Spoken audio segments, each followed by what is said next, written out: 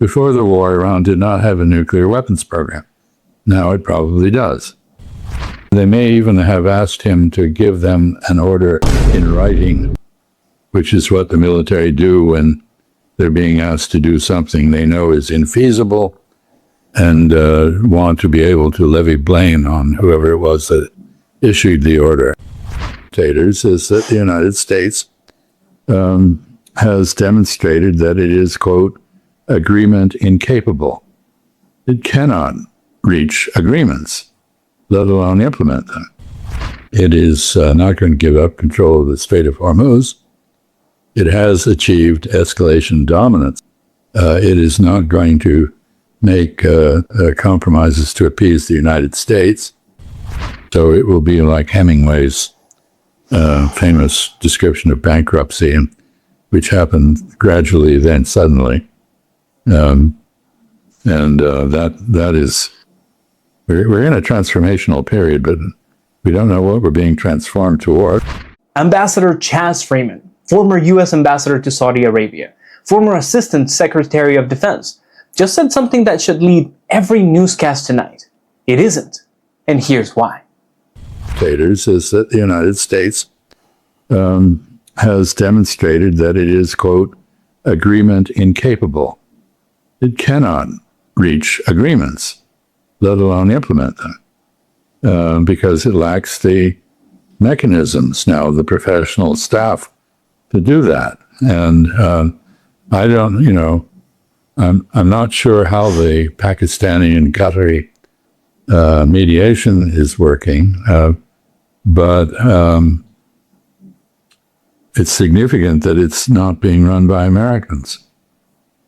It's being run by, in the case of Pakistan, a Chinese protected state, good relationship with China.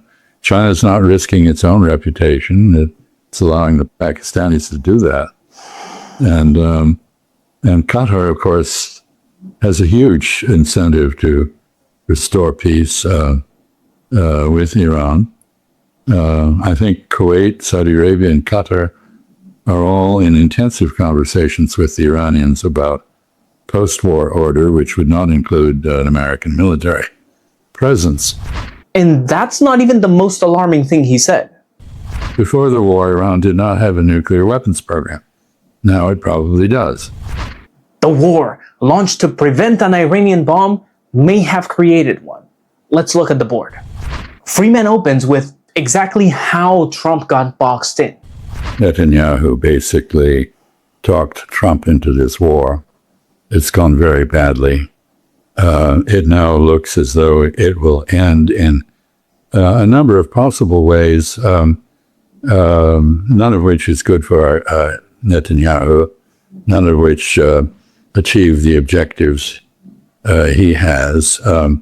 So the ways in which the war could end, in many ways, the politically cleverest way for Trump to get out of this would be to allow the Congress to vote an end to the war, and to say, well, I was on the road to victory, but they stabbed me in the back, and I was betrayed by the Democrats and apostate Republicans and rhinos, Republicans in name only, and so forth and so on.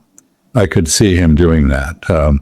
That is one way of getting out of this. That leaves Israel high and dry, and indeed any exit from the war invalidates the U.S. partnership with Israel against Iran.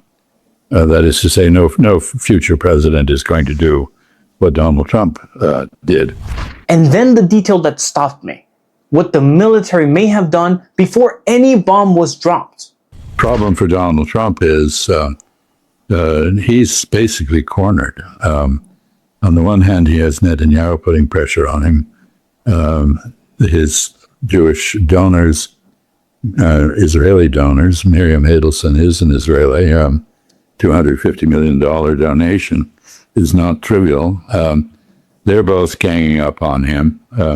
Part of his own Republican base is in rebellion.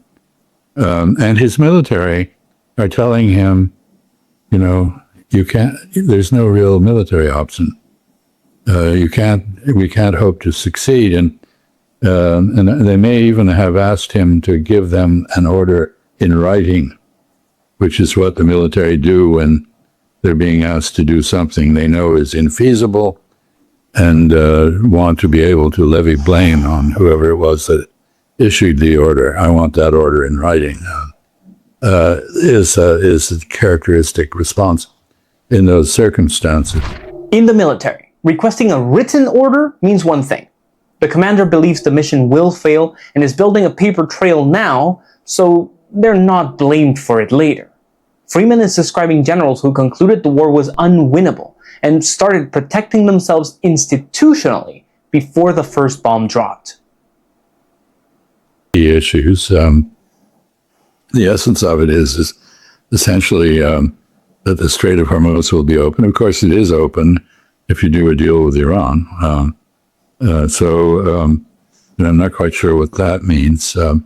It's claimed that there would be no tolls levied. I don't believe that for a minute, that Iran has agreed to that. It's very clear that Iran is demanding sanctions relief and release of the frozen funds that number in the tens of billions of dollars that it has been deprived of. It's also very clear that Iran is not going to do anything unless it gets something first.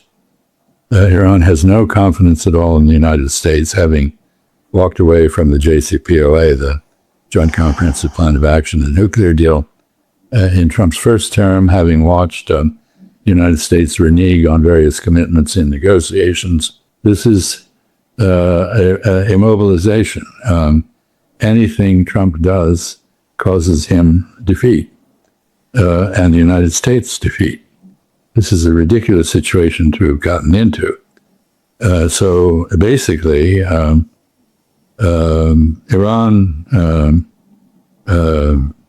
is not going to release the enriched uranium to any third party, certainly not the United States, by order of the new Supreme Leader, Mujtaba Khamenei.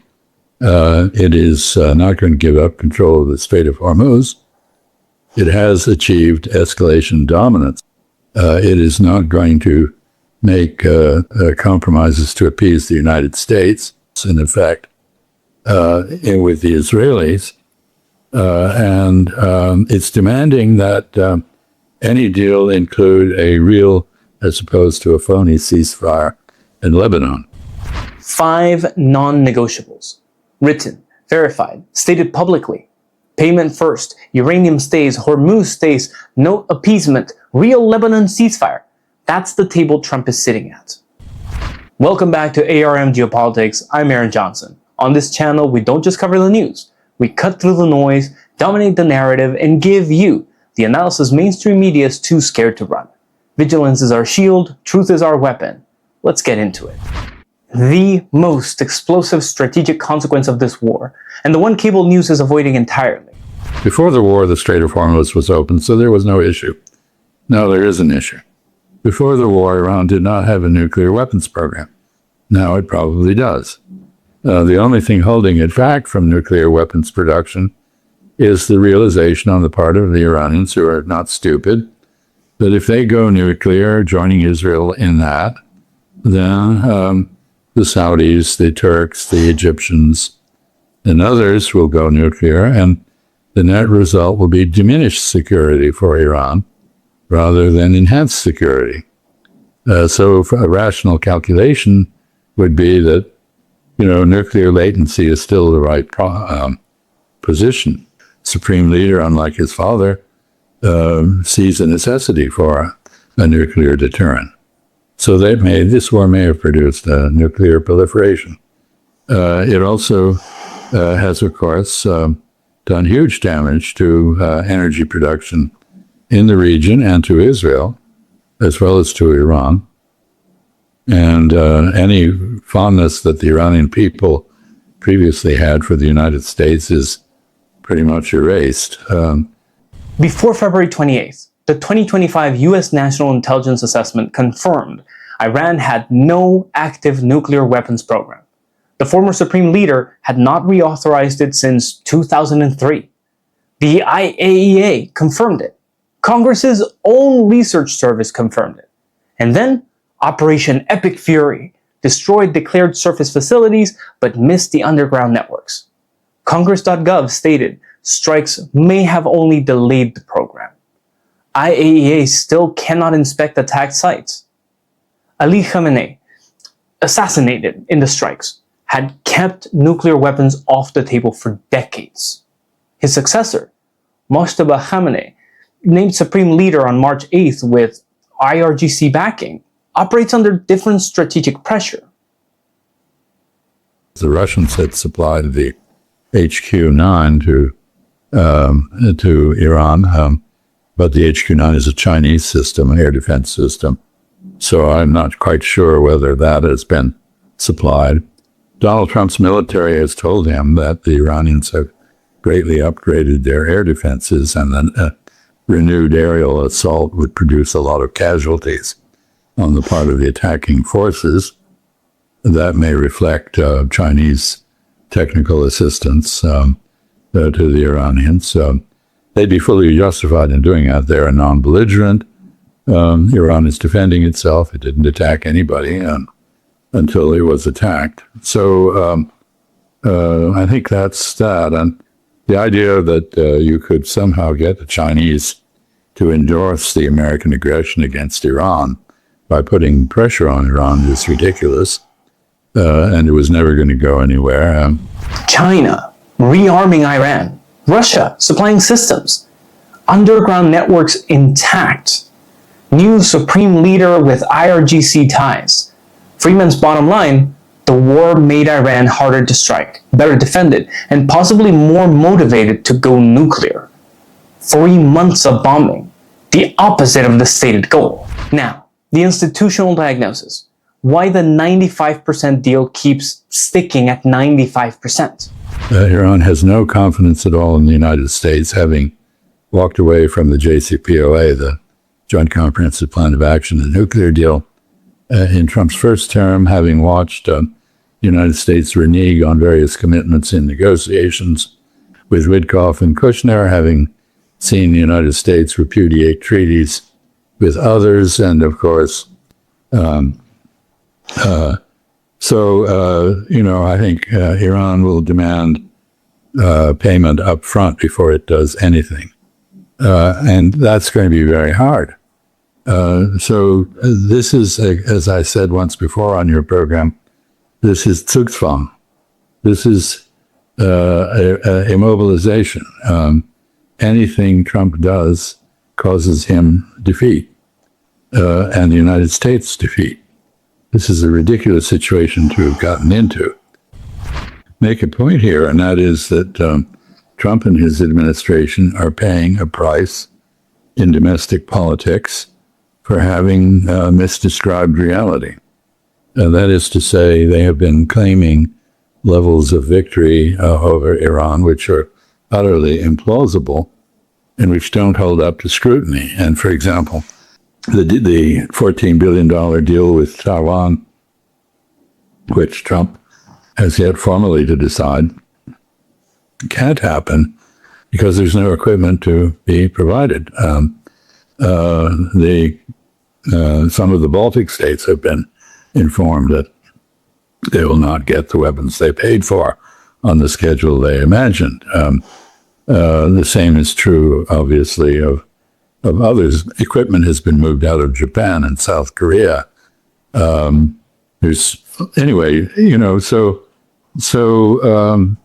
administration's been bravely putting on a show claiming that there was no depletion of weaponry or defensive capability as a result of this ridiculous war. But the facts that they're behaving entirely in conformity with the fact that it did happen. So, you can listen to them or you can watch what they're doing, and I think it's more instructive to watch what they're doing. I've cautioned them that, the Trump administration has essentially trashed the ability of the United States to implement agreements. The civil service, the foreign service have been made basically irrelevant or incompetent, and there's no policy process that coordinates government action effectively in this administration. And if you want anything to happen, you're going to have to come up with the ideas and the proposals, because you're not probably going to get them from the American side. What I'm hearing from a lot of commentators is that the United States has demonstrated that it is, quote, agreement incapable.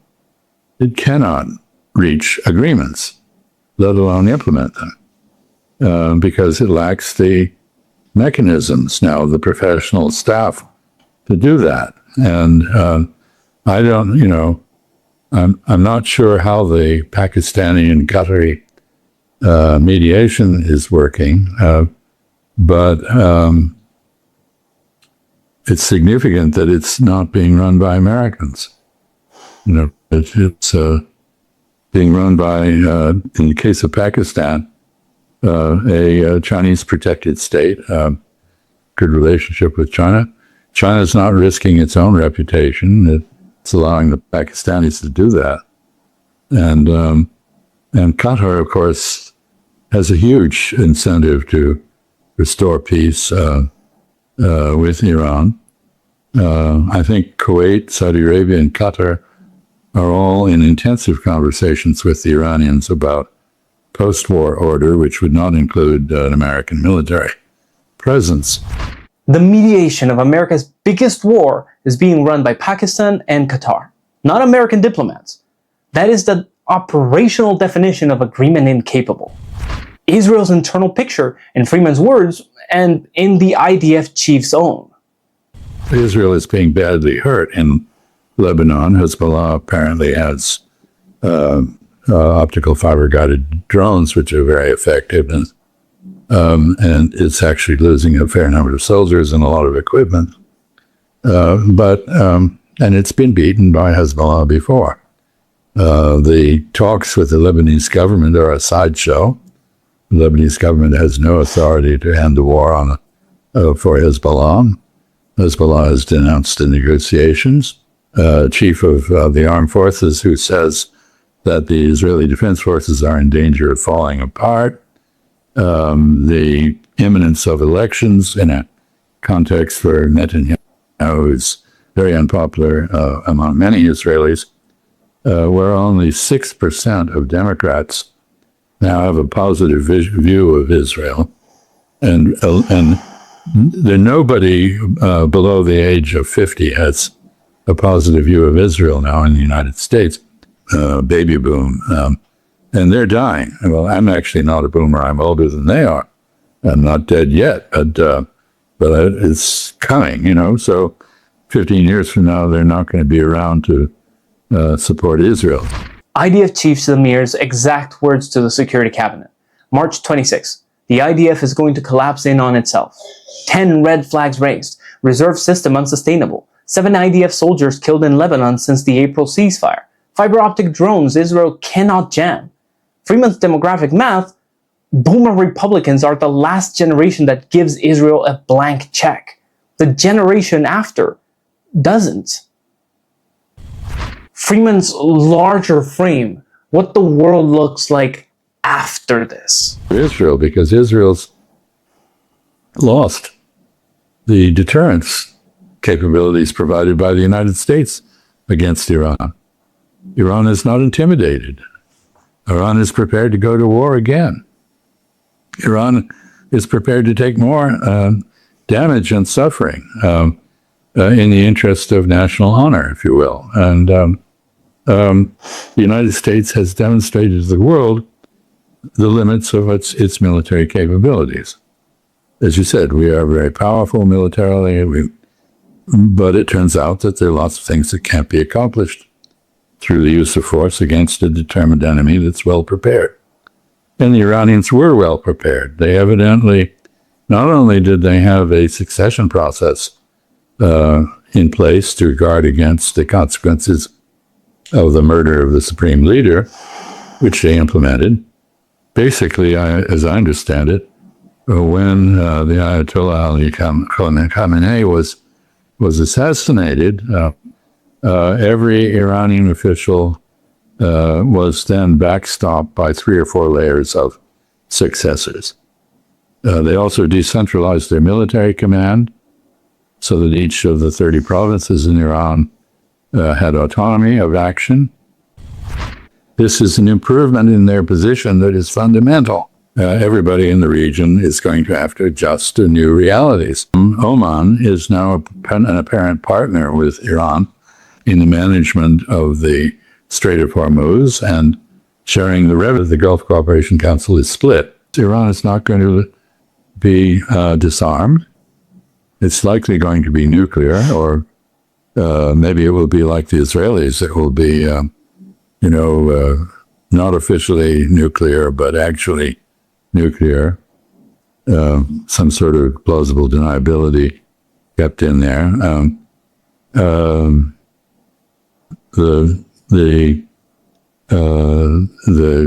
The new security architecture in the Gulf will have the backing of China and Russia, not the United States. So this is a geopolitical earthquake that has been unleashed. It's not just the damage to the international economy, but geopolitically, this is very profound in its effect. Oman Revenue partnered with Iran, Saudi, Kuwait, Qatar negotiating U.S. free post-war order, new architecture backed by Russia and China. Iran decentralized to 30 provinces, designed to survive decapitation. The strategy that killed the supreme leader failed to collapse the system. The system was built for exactly that scenario. One of the consequences of the Iran war has been the dissolution of NATO.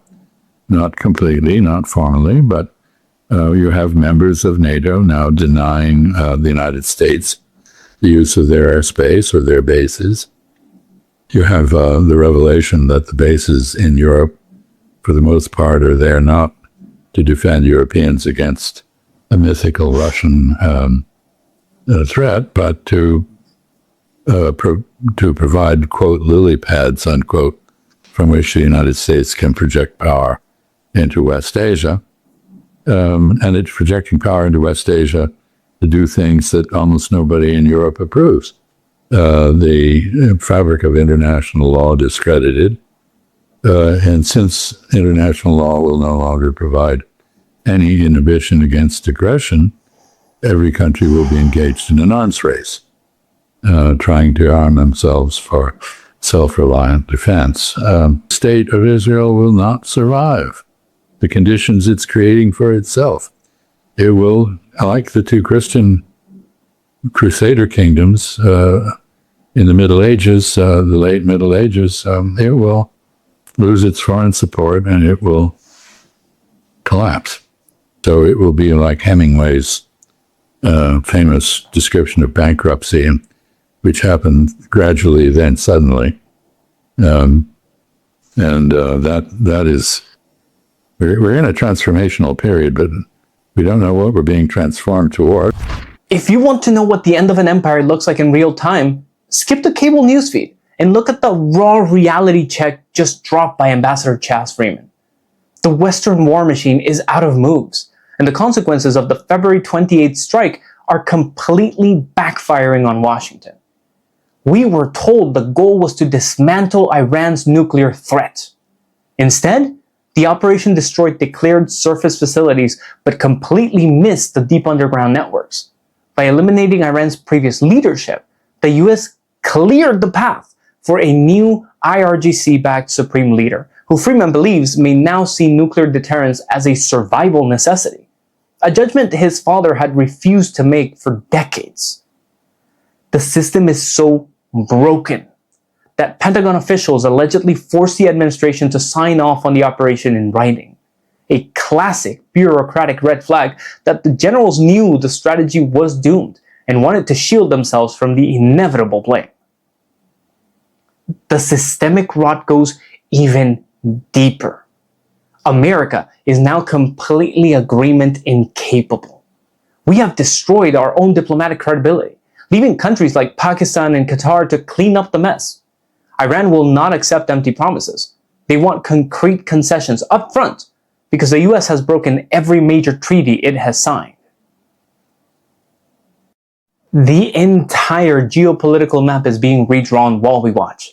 The IDF crisis, Israel's military chief has warned that his forces are facing an internal collapse. In Lebanon, unjammable fiber optic kamikaze drones are picking apart troops, rendering traditional electronic warfare completely useless. The Gulf pivot, America's historic allies, Saudi Arabia, Kuwait, and Qatar, are quietly cutting the US out of the script.